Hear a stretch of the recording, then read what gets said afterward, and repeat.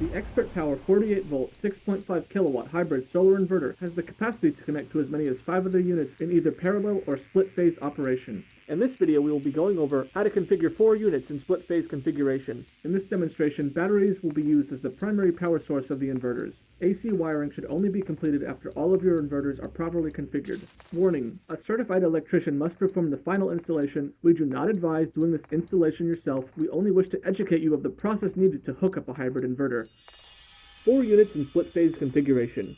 Now let's try to install 4 units in split-phase configuration. First, ensure both units are turned off. Connect both inverters to the same battery bank as you would normally. We highly recommend you double-check the battery's polarity when connecting to the inverter. An improper flow of current can lead to faults or worse, cause damage to the device. Make sure no other sources of current are connected during installation. I'm intentionally glossing over this step to get to the instructions for the inverter itself, so please read your manual carefully so you don't miss small but important details such as pre-charging your inverter.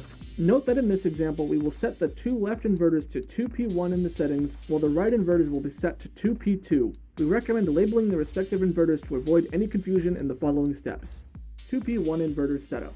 Turn on a single inverter by pressing the gray on-off button near the LCD screen. Once the inverter finishes booting up, press and hold the fault button on the bottom right for 5 seconds to enter inverter setup mode. Use the down arrow key to navigate to program 28 and set your inverter on standby mode by pressing the on-off button again. The gray power button should be sticking all the way out to signify that the inverter is in standby mode and will automatically shut off in 30 seconds. Before that happens, press the fault button again so we can change program 28 settings, then press the down arrow button repeatedly until the inverter shows flashing text reading 2P1 in the left corner of the screen. Press the fault button one more time and then the circular arrow button on the top left corner of the detachable screen to save.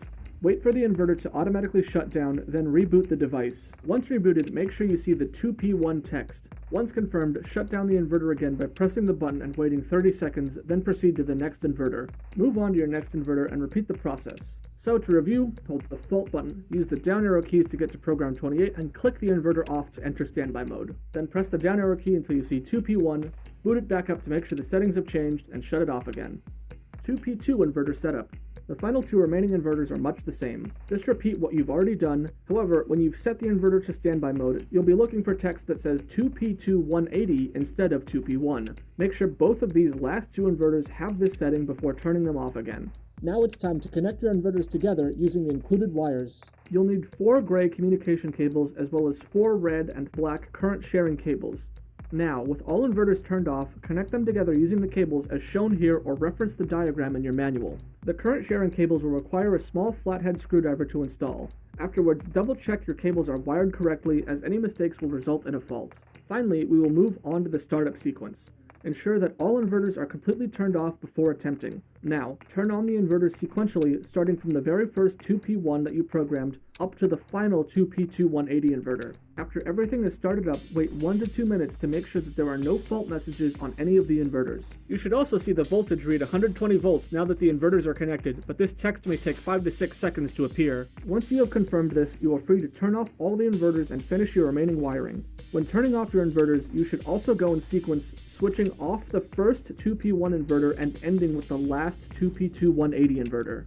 We recommend labeling your inverters respectively to help distinguish between multiple units during maintenance or installation. An inverter is the heart of any solar system. It routes the output of electricity in the form of direct current or inverts it into alternating current. It can pull from grid or generator power or manage your system during a blackout or when off-grid.